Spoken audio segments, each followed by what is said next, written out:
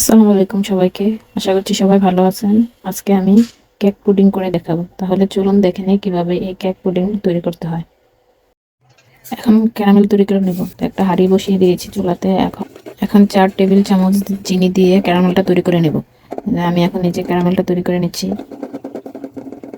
তো ক্যারামেল হয়ে গেছে। এখন যে বাটিতে পুডিংটা বসাবো ঢেলে দিয়েছি। এখন পুডিং এর মিশ্রণটা তৈরি করে নেব।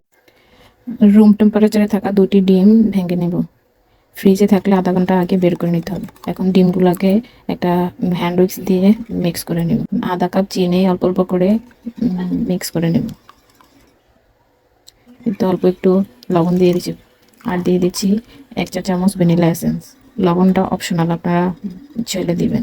আর এখন দিয়ে দিচ্ছি আগে থেকে জাল করে রাখা 1 কাপ দুধ, মানে ঘন করে জাল করে এটাকে ঠান্ডা করে নিয়েছি। এখন ডিমের মিশ্রণটাকে একটা ছাঁকনি দিয়ে ছেঁকে ঢেলে দেব। এখন কেকের জন্য মিশ্রণ তৈরি করে নেব। রুম টেম্পারেচারে থাকা 2টি ডিম ভেঙে নিয়েছি। এখন একটা বিটারের সাহায্যে ডিমটাকে বিট করে নেব।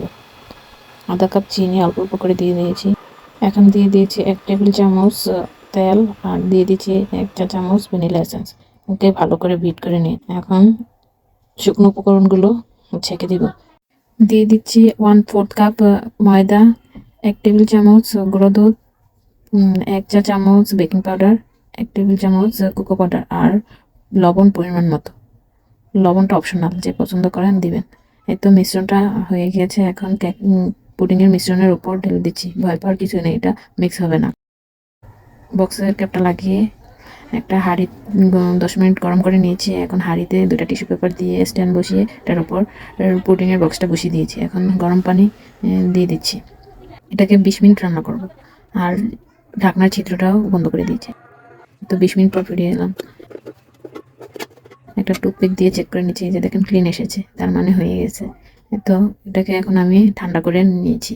ঠান্ডা করে এখন ছুরি দিয়ে চারদিক থেকে ছাড়িয়ে এখন একটা প্লেটে ঢেলে নিয়েছি।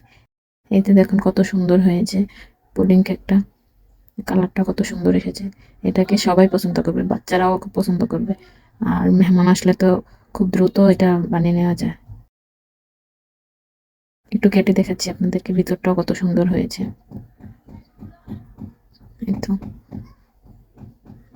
আজকের রেসিপিটা আপনাদের ভালো লাগলে অবশ্যই আমার ভিডিওতে একটি লাইক দিবেন, আর আমার পেজটা ফলো করবেন। আর আমার রেসিপিটা আমার ইউটিউব চ্যানেল থেকে দেখলে অবশ্যই আমার ইউটিউব চ্যানেলটা সাবস্ক্রাইব করবেন। তো আজ এই পর্যন্ত, সবাই ভালো থাকবেন।